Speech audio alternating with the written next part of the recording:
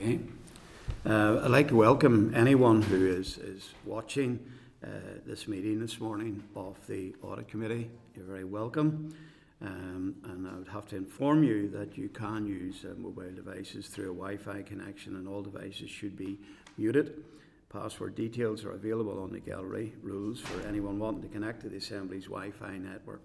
3G and 4G should not be used, and no recording or photographs are to be taken. So if members are content, we will start to work our way through the agenda. For the first item on the agenda is apologies. I note that we have apologies in from John Blair and Nick Matheson. And I don't think there are any other apologies. Everyone else is here. Everybody else is here.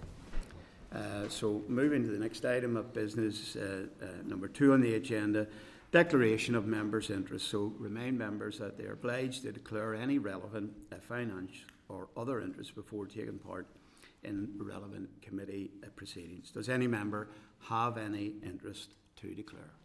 No. Okay. So next item of business is item 3, the draft minutes. So refer members to the draft minutes of the meeting held on the 5th of March 25, which are on page 6 of the meeting pack. So I'll ask members, are you content with the draft minutes? Yep. Okay, thank you. I'll sign them accordingly. Thank you. Thank you. So the next item of business is matter arising. Don't think anyone has indicated. Okay, so we'll move on.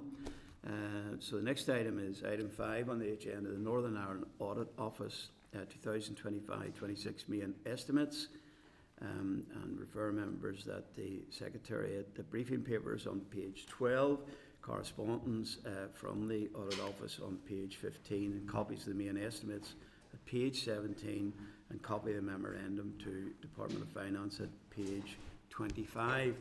So I'd like to welcome Rodney Allen, the Chief Operating Officer of the Northern Ireland Audit Office, to the meeting, and Brian O'Neill, the Corporate Services Director. So the floor is yours, gentlemen. Thank you, Chair, and good morning to you and to members and committee staff. Maybe just do a very quick, just to supplement what you said, very quick introduction, just particularly for Ms. Dolan. We haven't been with you before. So Darina Carville, CNAG, is normally with us at the committee, but she can't make it today. She's been double booked, so she sends her apologies, Chairman.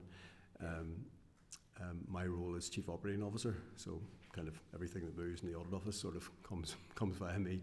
And Brian is one of our senior team, one of our directors, and heads up specifically the area of corporate services, which includes all things financial, corporate governance, accountability, etc. And hence the reason why you probably see us all the time with the committee. Chairman, I wrote to you on the 25th of April, setting out our 25-26 main estimates and including an associated memorandum. Both of these were requested by the Department of Finance to support the preparation of the budget bill, and also to provide readers with a greater understanding of the information that is contained in the estimates.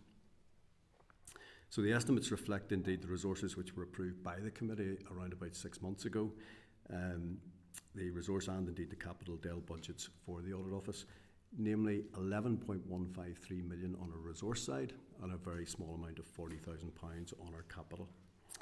There is, however, a little twist in that, a small difference of an additional £55,000 in relation to ring-fenced DEL depreciation specifically. So in prior years in the Audit Office, we had an allocation of 275,000 for depreciation, but for 25-26 we estimated that we needed £220,000, so a reduced amount, and that was agreed by the committee. But DOF has advised us that all bodies' ring-fenced DEL allocations were being retained at the 24-25 level, pending confirmation of the Westminster main estimates for 25-26, and adjustments will subsequently be processed in year monitoring. So that is the explanation for the additional £55,000 that has been included at the request of the Department of Finance.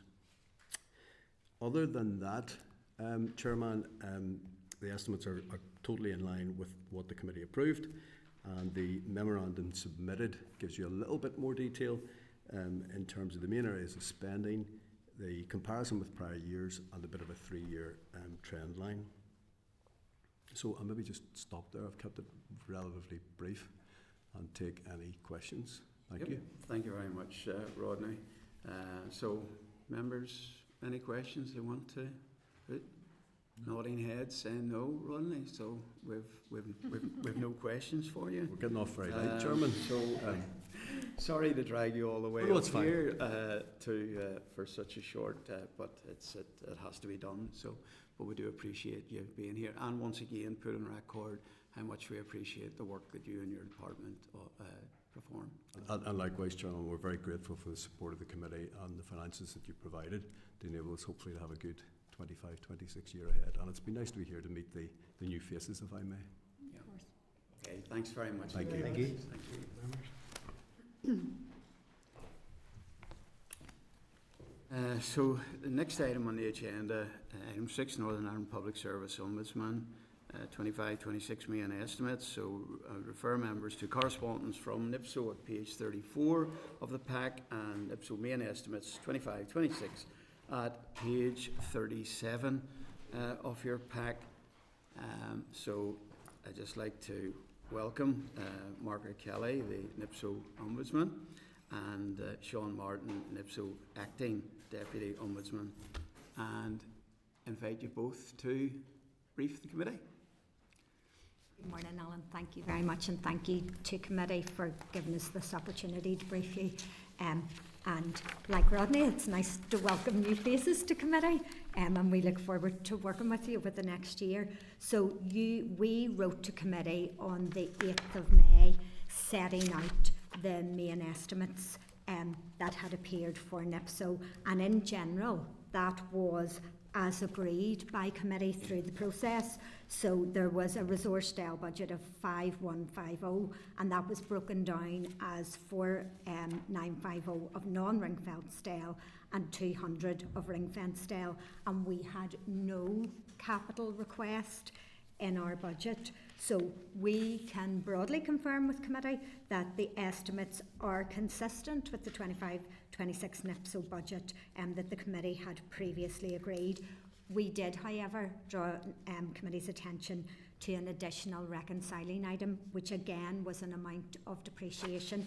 So that was £37,000 depreciation, and really that adjustment arose because of communication between DOF and NIPSO, where DOF decided to keep all bodies with their ring fence styles allocation for 24-25, and said that that would then be addressed in the monitoring round. So that's why that figure is slightly different, and it is our understanding that that 37,000 depreciation, which we'd highlighted but was not included in the main estimate, will now be addressed in the June monitoring round. But I think that was a matter of how it's been treated for this set of main estimates. But in broad terms, the budget is as agreed by committee. Yeah. Anything you want to add, Sean? No, that's fine. Okay, thanks for that, Margaret. So, members, any questions for? No? Nodding heads? There you go. You're free to go and enjoy the sunshine. And maybe not. Maybe straight back to the office and working hard. Get some proper work done. Alan, it's lovely to see you back, and we look forward to working with committee going forward for 25-26. Previous presenters, we do appreciate all that you do. Thank you very much. Thank you. Thanks, committee.